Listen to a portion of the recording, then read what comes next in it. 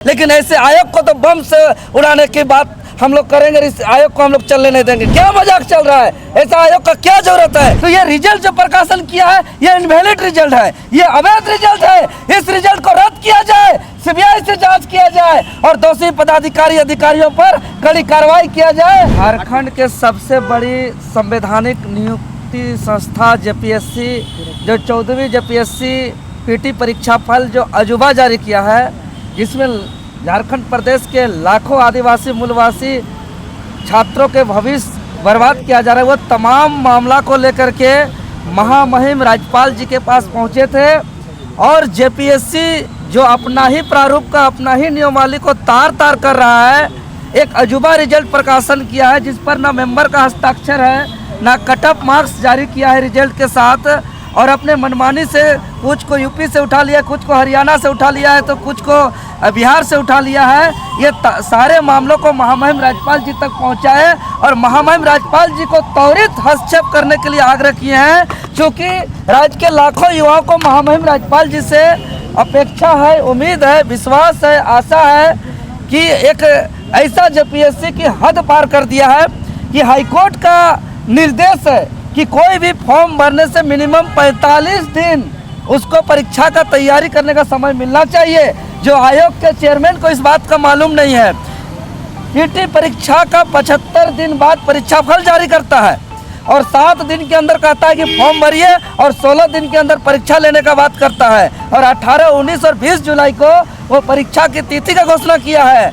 और इसी तिथि के मध्य में राज्य के कई महत्वपूर्ण परीक्षा है। फील्ड जेएसएससी का एक महत्वपूर्ण परीक्षा है, फील्ड वर्कर का, यूजीसी नेट का परीक्षा है, आपका यूपीएससी सीएपीएफ का परीक्षा है। तो अगर इस डेट पर परीक्षा होती है तो कई परीक्षार्थियों का कुछ न कुछ एग्जाम छूट जाएगा। यह बहुत ही गंभीर और संवेदनशील मामला है। इसलिए जेपीएससी को हम साफ साफ कहना चाहते हैं कि राज्य के अंदर मनमानी को बंद करिए और किसी भी हाल में 18, 19 और 20 जुलाई को जो परीक्षा का घोषणा किया है उसको होने नहीं देंगे।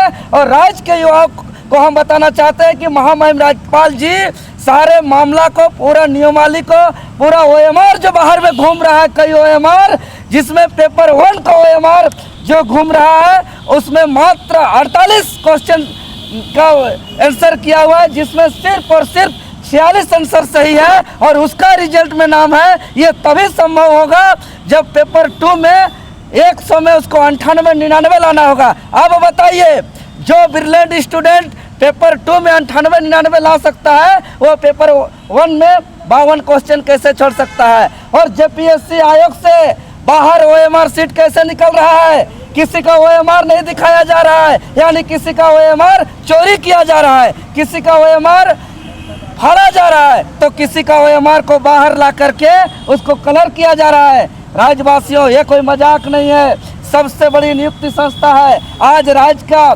संवैधानिक संस्था का गरिमा पर बात है। महामहिम राज्यपाल जी वहीं पे हरा कलम निकाले और हरा कलम निकाल करके तुरंत कहे कि हम मुख्यमंत्री जी को कहते हैं और इसको तुरंत पेपर को आगे बढ़ाते हैं। लेकिन आप लोग छात्र यूनाइट होइए और इसको लेकर के संघर्ष करने का भी सलाह दिए हैं। और महामहिम मुख्यमंत्री जी को भी आप लोग भी अपने स्तर से उनको आग्रह करिए और इस पर जो है कि न्याय करने का बात करिए। आज मुख्यमंत्री जी से हम कहना चाहते हैं कि यहाँ के लोग आपको वोट दे करके आपको मुख्यमंत्री बनाए हैं, यहाँ के लोग आपको वोट दे करके आपको राज्य के सर्वोच्च कुर्सी बनाए हैं, आपका चेयरपर्सन है आप यहाँ के, और उसके बावजूद यहाँ के युवाओं का भविष्य को बर्बाद किया जा रहा है, खुलेआम बर्बाद किया जा रहा है। यहाँ नियमावली का तार तार किया जा रहा है। जेपीएससी आयोग का नियमावली करता है कि बिना मेंबर का अगर आप हस्ताक्षर किए रिजल्ट नहीं निकाल सकते हैं। तो ये रिजल्ट जो प्रकाशन किया है ये इनवैलिड रिजल्ट है, ये अवैध रिजल्ट है। इस रिजल्ट को रद्द किया जाए, सीबीआई से जांच किया जाए और दोषी पदाधिकारी अधिकारियों पर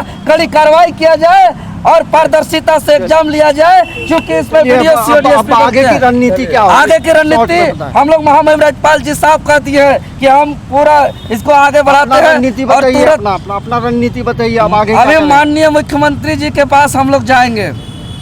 अभी टाइगर जयराम महतो जी हमारे विधायक जी से भी हमारी बातें हुई और हम लोग सारे चीज़ों से अवगत करा दिए।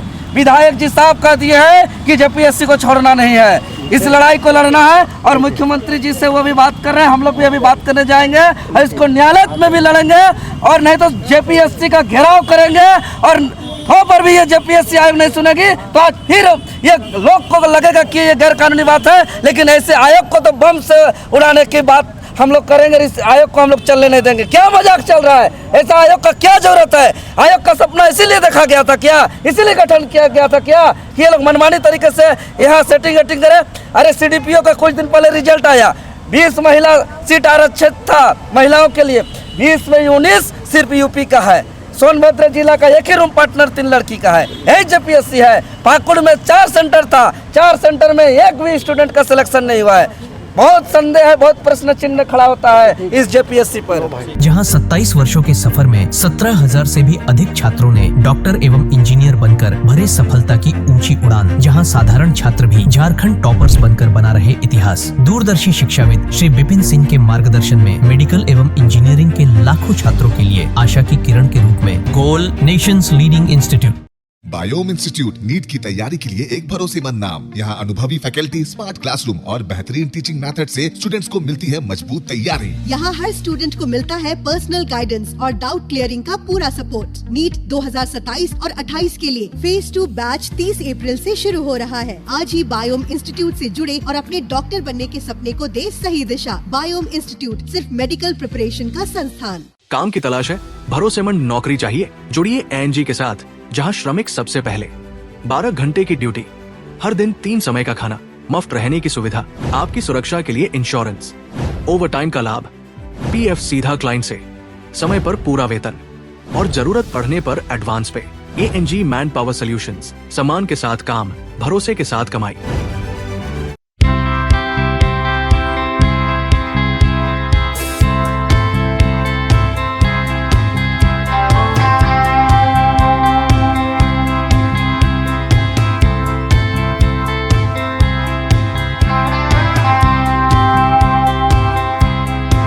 followup.in.